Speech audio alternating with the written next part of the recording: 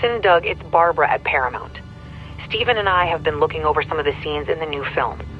We realized that the final credit roll scene in the living room needed Amazon branding by showing some of their boxes.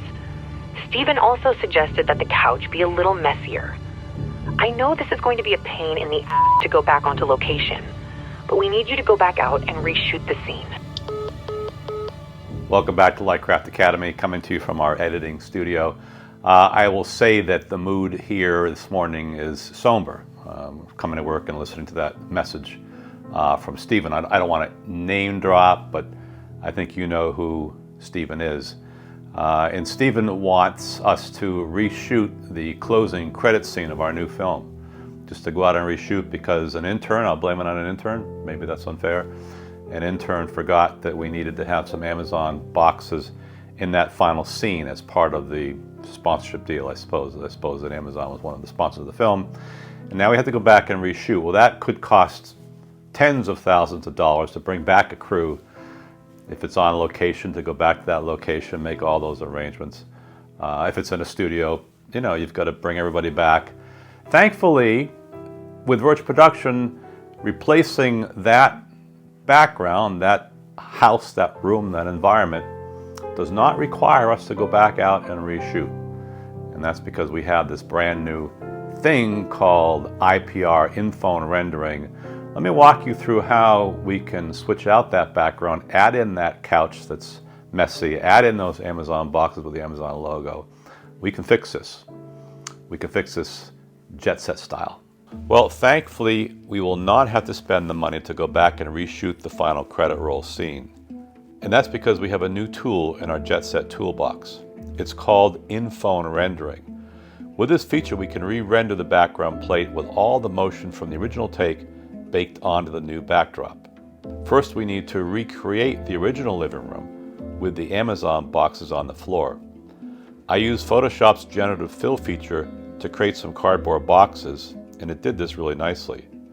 Now, obviously, Amazon wants their logo on the boxes, and that required one simple additional step of importing an Amazon logo from Bing.com and conforming it to fit the box.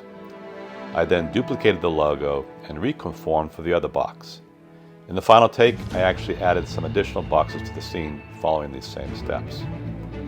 To re-render a new background, follow the same procedure for rendering the original background, but before selecting render, instead exit out of the render panel and go back into the main interface, and then select 2D so that you can import your new backdrop, in this case, the one with the Amazon boxes. Once that new image is imported, head back to the render panel, and you can see that the app is now set to render a new background image.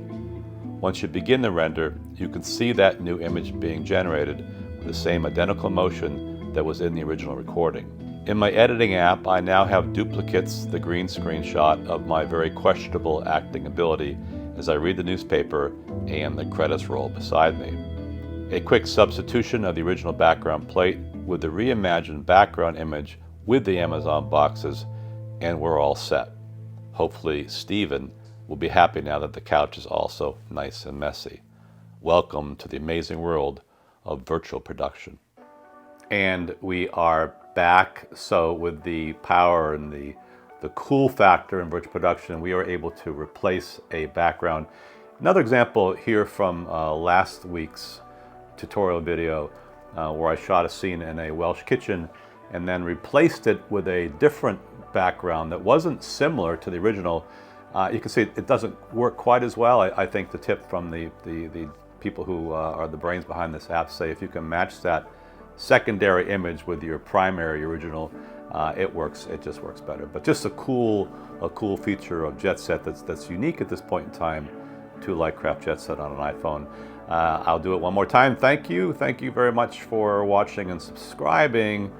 Be back here in just a few days. Take care.